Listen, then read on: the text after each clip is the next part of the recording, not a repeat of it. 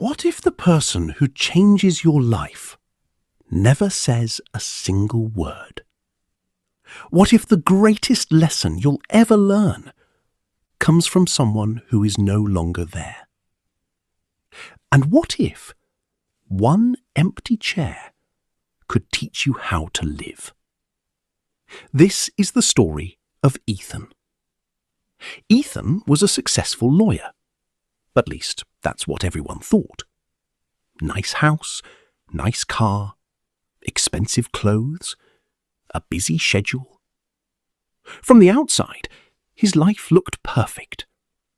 But inside, something was missing. Every day felt like a race.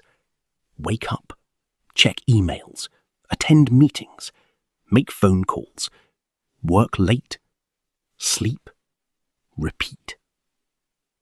Years passed this way, and without realizing it, Ethan became a stranger to the people who loved him most, especially his father.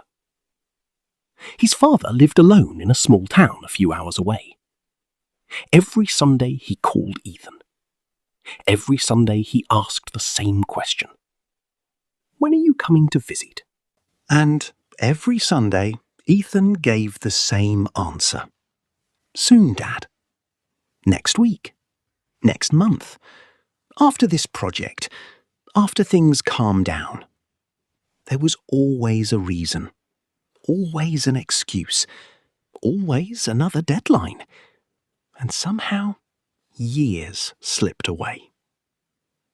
One rainy afternoon, Ethan was sitting in an important meeting. His phone started vibrating. Once. Twice. 3 times. It was his father's number. Ethan looked at the screen, then silenced it. "I'll call him later," he thought. The meeting continued. An hour passed, then another. Finally, Ethan checked his phone. There was a voicemail, but it wasn't his father's voice. It was a neighbour. And the moment Ethan heard the message, his heart stopped. "Please call me back. It's about your father." A few hours later, Ethan was driving through the rain toward his father's house. His hands trembled on the steering wheel. His mind replayed every missed visit, every ignored phone call, every promise he never kept. When he arrived, the house looked exactly the same. The small garden, the old mailbox, the front porch. Everything was familiar. Except one thing. His father wasn't there. For the first time in his life, the house felt empty. Painfully empty. Days later, after the funeral, Ethan stayed behind to clean the house. He opened closets, packed old clothes, sorted through boxes. Then he found something. A small wooden box hidden inside a cabinet. Curious, he opened it. Inside were dozens of photographs. And beneath the photographs, he found a stack of letters, all addressed to him. But none had ever been mailed. Ethan opened the first one. His hands shook. The letter began, "Dear Ethan, I know you're busy. I know life moves fast. I just wanted you to know I'm proud of you." Ethan swallowed hard, then opened another, and another. Each letter told a story, a memory, a lesson, a simple thought his father wanted to share.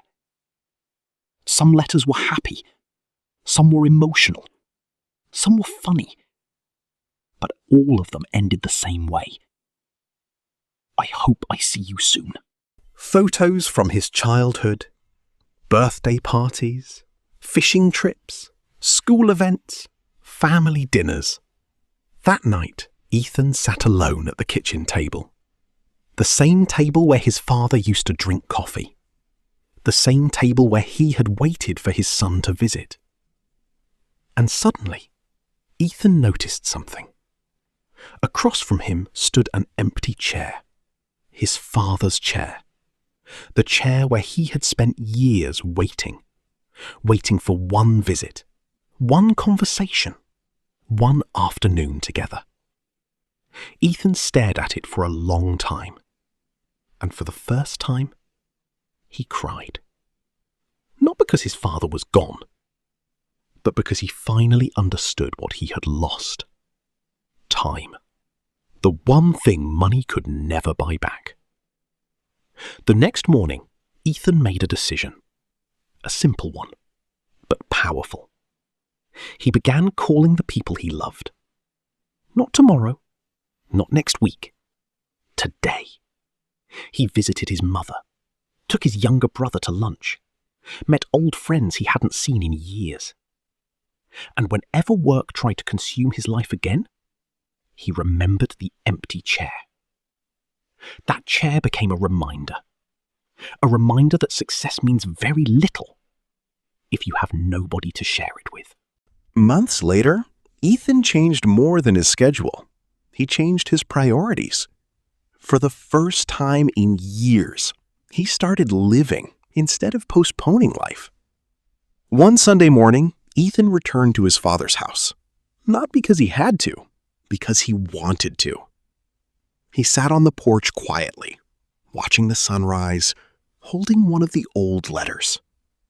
And for the first time, he felt peace. Not because the pain disappeared, but because he finally learned the lesson his father had been trying to teach him all along. The people you love will not be here forever, and neither will you. Now, let me ask you something. Who have you been meaning to call? Who have you been meaning to visit? Who have you been promising to spend time with? Someday? Be careful with that word. Someday. Because someday has a way of becoming never. We spend so much time chasing money, chasing success, chasing the future, that sometimes we forget the people standing beside us today. Remember this. One day, there will be an empty chair somewhere in your life. And when that day comes, the only thing that will matter is whether you made time while you still could. So send the message, make the call, take the trip, spend the afternoon. Because memories are built in ordinary moments. And those ordinary moments become priceless once they're gone. Life is short. Love people while you still have the chance. Because the greatest regret is rarely the things we did. It's the moments we thought we would have later. If you love this story, like, share, and comment on it, and subscribe our channel, The Voiceless Teller. Thanks for watching.